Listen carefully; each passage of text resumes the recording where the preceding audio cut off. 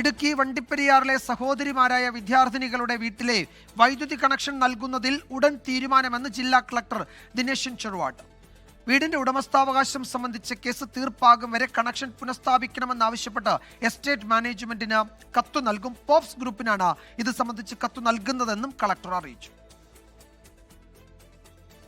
വണ്ടിപ്പെരിയാറിലെ സഹോദരിമാരുടെ വീട്ടിലെ വൈദ്യുതി കണക്ഷൻ നൽകുന്നതിൽ ചൊവ്വാഴ്ചയ്ക്കുള്ളിൽ പരിഹാരം കാണാനാകുമെന്നാണ് ഇടുക്കി ജില്ലാ കളക്ടർ ദിനേശൻ ചെറുവാട്ട് 24-നോട് പറഞ്ഞത്.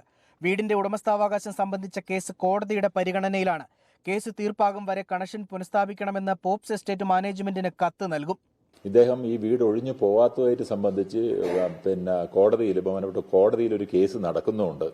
അപ്പോൾ അതിൽ ഉടമസ്ഥാവകാശം ഇപ്പോഴേ ഫിക്സ് ചെയ്തിട്ടില്ല എന്നുള്ളൊരു പ്രശ്നം അവിടെയുണ്ട്. ഓണർഷിപ്പ് സംബന്ധിച്ചൊരു കേസ് നിലവിലുള്ളതുകൊണ്ട് നമ്മളൊരിപ്പം ശ്രദ്ധയോടെ കൈകാര്യം ചെയ്യേണ്ട ഒരു കാര്യം കൂടിയുണ്ട്. പക്ഷേ ഇത് അധിക ദിവസം നീട്ടിക്കൊണ്ടുപോകാനും പറ്റില്ല. ചൊവ്വാഴ്ചയ്ക്കുള്ളിൽ പോപ്സ് ഗ്രൂപ്പ് പ്രതിനിധിയെയും കുട്ടികളുടെ കുടുംബത്തെയും വിളിച്ച് ഹിയറിംഗ് നടത്തും. 5ാം ക്ലാസ്സിൽ പഠിക്കുന്ന ഹാഷിനിയും 1ാം ക്ലാസ്സുകാരി ഹർഷിനിയും 2 മാസമായി മെഴുകുതിരി വെട്ടത്തിലാണ് പഠിക്കുന്നതെന്ന 24 വാർത്തയിലാണ് കളക്ടർ ഇടപെടൽ നടത്തുന്നത്. രാഹുൽ വിജയൻ, 24 ഇടുക്കി. ലോകത്തെവിടെയായാലും ഏത് സമയത്തും 24 വാർത്തകളും ഓഗ്മെന്റഡ് റിയാലിറ്റി പാക്കേജുകളും എക്സ്പ്ലെയിനറുകളും വിശദമായി കാണാൻ ഞങ്ങളുടെ യൂട്യൂബ് ചാനൽ നിങ്ങൾക്ക് സബ്സ്ക്രൈബ് ചെയ്യാം.